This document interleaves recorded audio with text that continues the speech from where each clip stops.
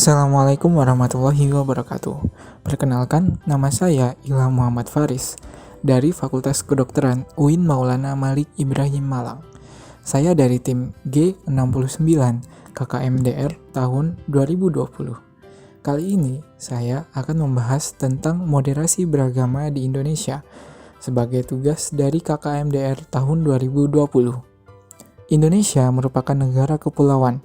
Negara ini sudah berdiri sejak lama, sehingga banyak sekali budaya, suku, dan agama yang berkembang di Indonesia. Keberagaman tersebut merupakan anugerah yang diberikan oleh Allah Subhanahu wa Ta'ala, di mana tidak semua negara memiliki keberagaman sebanyak Indonesia. Oleh karena itu, sebagai warga negara Indonesia yang baik, kita harus selalu memelihara keberagaman ini dengan perdamaian dan toleransi yang tercerminkan dalam Bhinneka Tunggal Ika. Pasal 29 Undang-Undang Dasar 1945 menyatakan bahwa negara berdasarkan atas ketuhanan yang Maha Esa dan negara menjamin kemerdekaan tiap-tiap penduduk untuk memeluk agamanya masing-masing dan untuk beribadah menurut agama dan kepercayaannya itu. Berdasarkan pasal tersebut, tersirat bahwa warga negara Indonesia merupakan warga yang beragama, namun negara membebaskan setiap individu memilih agamanya sendiri, dan negara menjamin kemerdekaan beribadah bagi setiap warganya. Agama sendiri merupakan sesuatu yang sudah sempurna, karena datangnya dari Tuhan yang Maha Sempurna. Namun, cara setiap orang dalam memahami dan mengamalkan ajaran agama memiliki perbedaan. Hal ini karena keterbatasan manusia dalam menafsirkan pesan-pesan agama sehingga memunculkan keberagaman. Lalu, bagaimana kita menyikapinya? Dari penafsiran agama tersebut akan ada beberapa kutub yang besar. Kutub pertama adalah ekstrim, di mana pemahaman dan penafsiran yang muncul tidak sesuai dengan nilai-nilai agama dan justru akan terjebak pada pemahaman yang berimplikasi pada tindakan-tindakan yang berlebihan dan kemudian dinamakan oleh ekstrem. Dan terdapat kutub di mana bertumpu pada otak dan nalar, sehingga dalam memahami teks agama selalu mengandalkan konteks dan mengakibatkan keluar dari teks itu sendiri. Pemahaman ini yang memunculkan pemahaman liberal dan ultraliberal.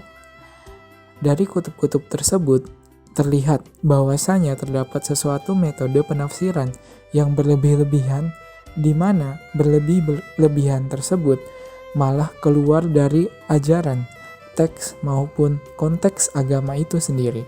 Sehingga kita harus bisa memilih jalan tengah dari beberapa penafsiran tersebut, dan pemilihan jalan tengah tersebut adalah moderasi beragama. Menurut mantan Menteri Agama Republik Indonesia, yaitu Bapak Lukman Hakim Saifuddin, mengatakan moderasi beragama adalah cara pandang terkait proses pemahaman dan pengamalan ajaran agama agar dalam melaksanakannya selalu dalam jalur yang moderat. Moderat dalam arti tidak berlebih-lebihan atau ekstrim. Jadi, yang dimoderasi bukan agamanya, tapi cara beragamanya. Lalu, bagaimana cara melakukan moderasi beragama? Terdapat beberapa prinsip dan ciri moderasi beragama yang pada hakikatnya merupakan ajaran agama itu sendiri. Pertama adalah adil, yakni harus melihat secara adil beberapa kutub yang ada. Dan prinsip kedua adalah berimbang dalam melihat persoalan yang ada.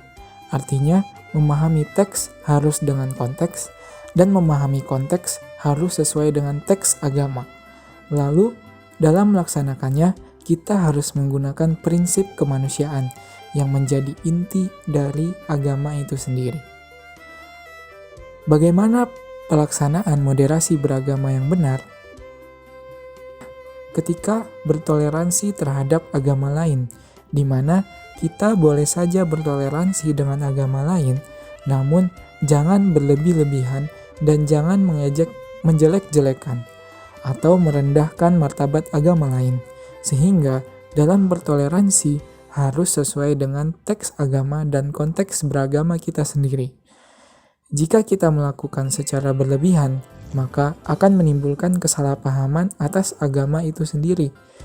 Contoh yang salah adalah menghancurkan suatu peninggalan budaya karena menganggapnya suatu kemusyrikan. Padahal, melestarikan kebudayaan adalah suatu yang penting dilakukan. Dan jika ada budaya yang bertentangan dengan ajaran agama, maka kita harus melakukan pendekatan persuasif, karena agama tidak dibawakan dengan cara-cara kekerasan. Contoh lainnya adalah dalam moderasi beragama, kita tidak boleh berlebih-lebihan, seperti melanggar nilai kemanusiaan, kesepakatan bersama, atau ketertiban umum. Contoh dalam pelaksanaan di kehidupan sehari-hari adalah kita tidak boleh merusak tempat ibadah agama lain dengan mengatasnamakan agama sendiri. Kedua, kesepakatan bersama seperti Pancasila juga tidak seharusnya dijadikan konflik atas agama sendiri. Melakukan ibadah di tengah jalan pun juga melanggar ketertiban umum. Kita harus selalu banyak membaca literasi keagamaan yang ringan tetapi menggambarkan kedalaman khazanah pengetahuan keagamaan yang bersumber dari referensi yang bisa dipertanggungjawabkan. Selain itu, kita juga harus meningkatkan volume berdialog dengan lintas agama sehingga meningkatkan toleransi dan wawasan kita terhadap agama lain. Konsep moderasi beragama bukanlah memaksakan orang lain agar melaksanakan pemahaman agama kita. Ini pemahaman yang keliru.